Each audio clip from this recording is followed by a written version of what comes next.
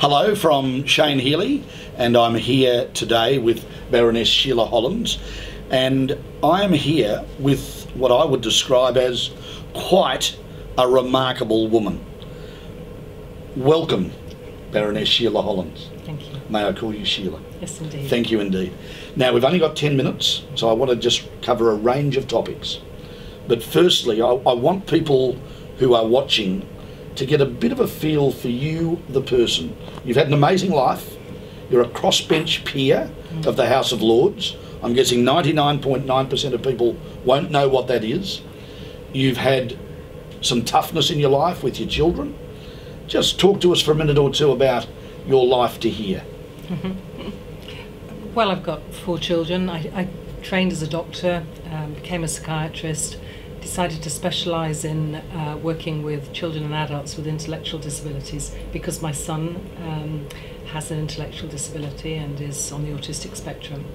I've had the most amazing career working clinically and as an academic, teaching medical students, training doctors, developing new community services for people. But I've also had the opportunity to do some policy work in government. And since 2010, I've been a crossbench peer, which basically is different from being a crossbencher in your parliament. Yes. Because our crossbench peers are all entirely independent, not elected, appointed, and appointed for our expertise. So we're about a fifth of the membership of the appointed House of Lords, and we speak on matters that we have expertise in, and we vote on matters that we have expertise in. And our expertise doesn't just have to come from our professional background, it can come from our personal background. So for that reason I also speak about, for example, press regulation, which I speak about because when my daughter had a spinal injury after an attack, we as a family experienced extraordinary press harassment and intrusion and phone hacking and all those awful things. Well, many people here in Australia will remember the Leveson inquiry. And I gave evidence. And you were part of that. Tell us, and it's an amazing story of what could have been a tragic story of your daughter, and being 5 months or maybe 5 weeks to go in her pregnancy. Tell us the story there. She was 5 weeks. She was 5 days. She was 5 weeks pregnant when she was injured. 5 weeks. Yeah. 5 weeks pregnant. She didn't even know she was pregnant, and she survived against all the odds, both herself and her child. And but for many weeks she couldn't speak because her vocal cords were also paralysed. She remains paralysed. She has 3 children. She's paralysed from the neck down. But after an attack, she was stabbed in the neck. Yes. And it was of great interest to people because one of her children was with her. So it was a very difficult circumstance. However, if you meet my daughter and her family, you don't have any sense of tragedy. Yes. And one of the things that my daughter said and says is she has the whole of her life ahead of her, and she's going to enjoy it. And of course none of us know how long our life will be, and whether her life is shorter or longer than anybody could anticipate is not the point. For all of us, if we're honest, our lives, the length of our life is unknown. I found your story of your son, your disabled son, quite inspiring. The way you look and treat disability and the way he treats it. Just tell us a little about his story. Well, he struggles with, he can't read or write, but he does understand things visually, and visual literacy is something we've always encouraged and developed for him, and it's something that for many of us we are not aware of just how much information and how much understanding we gain visually rather than through words. And indeed, if I ask people to look at pictures, people will share, they will bring their own experience, their own life experience into the pictures. So because of our son, I started making picture books for other people, for patients. May I hold that one up? Yes, indeed. So I brought one with me. They're wonderful.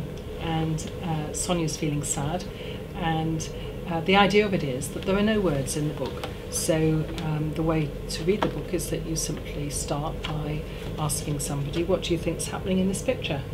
And because there are no words, if there were words, the person would say, what does it say? But because there are no words, I can ask them and they can say to me, I'm going to call her Sonia. And I don't know who that is. Maybe that's her mum. Maybe it's her carer. Whose baby is it? Right? And everybody will have a different version of the story, because you might think that you know what the story is, but actually you'd be surprised how many versions of this story you can get. And we would gradually go on and read the story and take as long as it takes to read the story. And so that really came out of my experience of living with a child who grew up still having difficulty with words, still needing help to understand his life and what was going to happen for him. And so I've created this series of books which are now read in book clubs in libraries in the United Kingdom. It's marvellous. And what it does is to give, it empowers people because it gives them kind of agency in their own lives. They begin to share, they have a friendship group. It's like any book club. You read the story together, you share your own experiences, you discuss it. It just becomes something different. Very briefly, I had a tear in my eye when you told the story of your son getting to have the chance to act in a drama with Hugh Grant, without going into the long detail. That is just a beautiful story. Well, I met Hugh Grant through Hacked Off, which campaigns for better press regulation following the Leveson inquiry, and I introduced my son to him at a party, and my son simply introduced himself as an actor and that he was about to have his 40th birthday.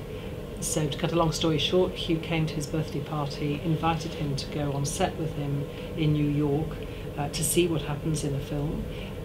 He became an extra in the film, and then he agreed to make a book called The Drama Group in our series of books, in which Hugh Grant, my son and myself are the co-authors, and we put on the play of the book in a London theatre, and Hugh had a part in it. Just marvellous. And I think anyone watching this could just get a word picture or a mental picture there of what you're saying. It's just beautiful. Quite magnificent. It was beautiful. Hugh was so good. He was so natural with the actors. All the actors had learning disabilities, apart from Hugh.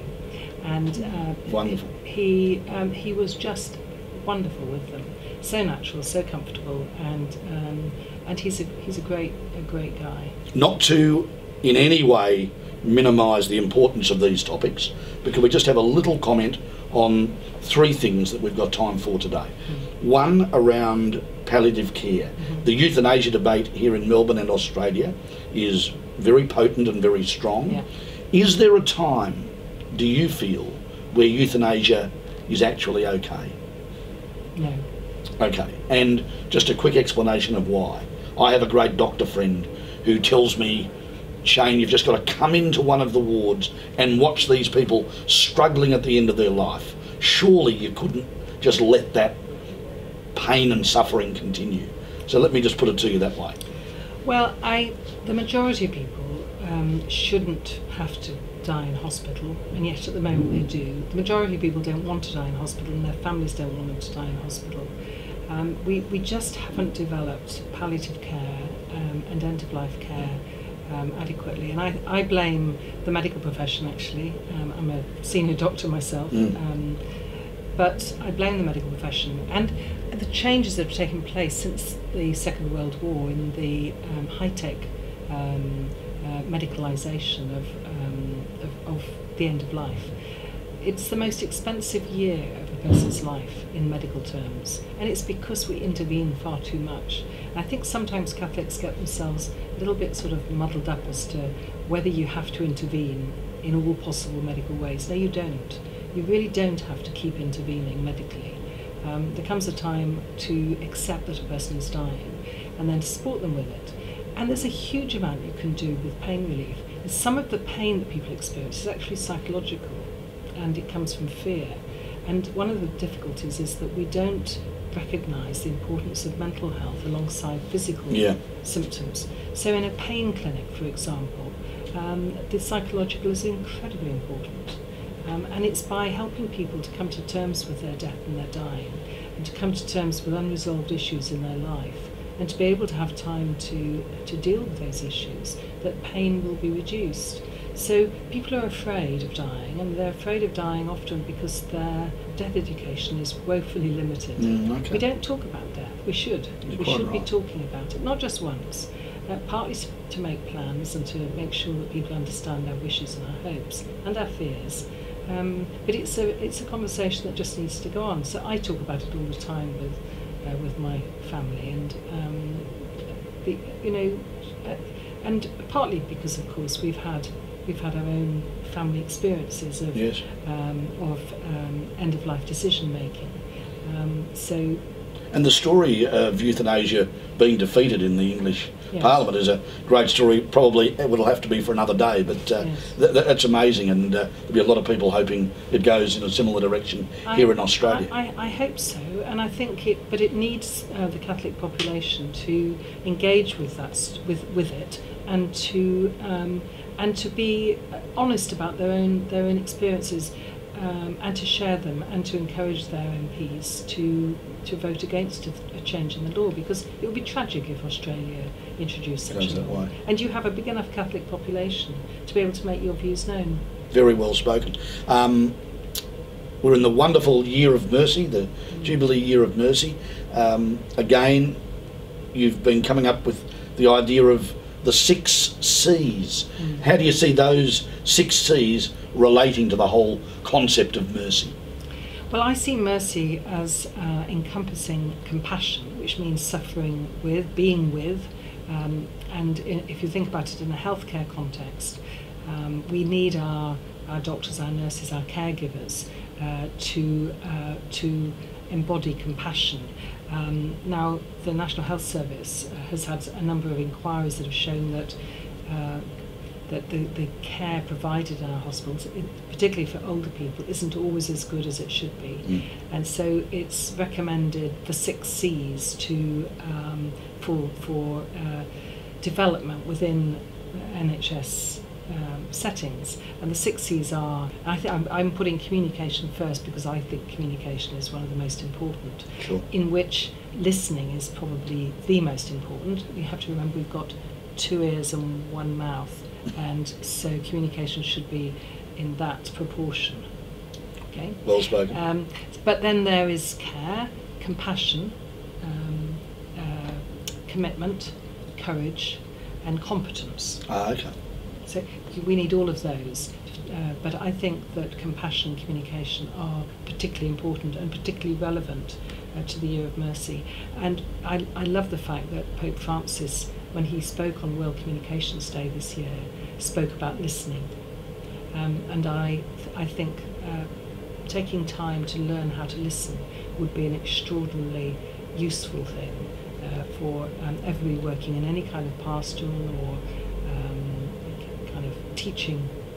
And I'm assuming you're having to do a lot of listening on the Pontifical Council around minors. We haven't got time to go into that in depth today, but in finishing, just from your point of view, I love your concept of you don't actually give mercy as a present. Mercy is something beyond that. Well, I see mercy as having some mutuality in it. It's I don't think you can. Mercy isn't something you can just give and then walk away from. There's a bond. Right. You know, you are, and you know. So in terms of the Pontifical Commission, it's about the protection of children and vulnerable adults. But it's not about individual cases. I mean, there's no way in a church as big as ours.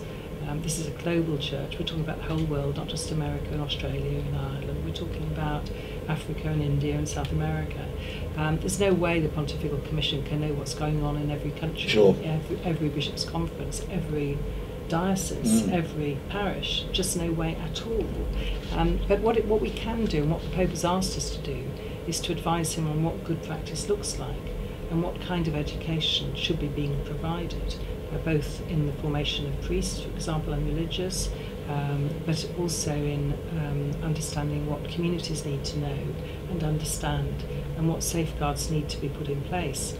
And of course, a lot of people are very impatient about that. They want action Yes, now. yes.